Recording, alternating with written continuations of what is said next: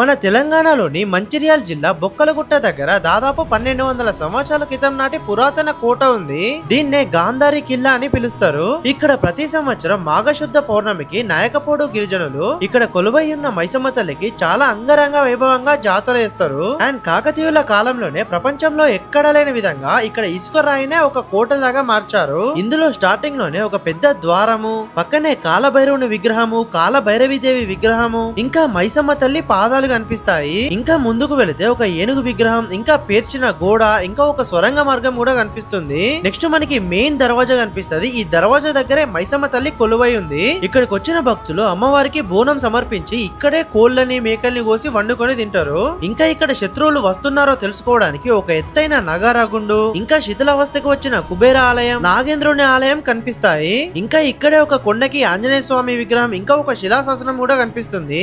ఇంకా ఇక్కడ పక్కనే ఉన్న ఒక గుట్టపైకి ఎక్కితే కొండలింగమయ్య స్వామి, వినాయకుడు, హనుమంతుడు, సాక్షి గణపతి దర్శనమిస్తారు. ఇంకా ఇక్కడే సవతుల బావులు అని పిలువబడే 3 బావులు, ఇంకా గుట్ట కింద కూడా ఏనుగుల బావి అనే ఒక బావి ఉంటుంది. నిజంగా అద్భుతం కదా. ఇలాంటి ఒక కోటని నేనైతే ఇప్పటి వరకు చూడలేదు. అండ్ దీని ఫుల్ వీడియో నేను డీటెయిల్ గా యూట్యూబ్ లో పెట్టాను, చూడండి. అట్లనే ఈ వీడియోని మీ ఫ్రెండ్స్ అండ్ ఫ్యామిలీ అందరు కూడా షేర్ చేయండి.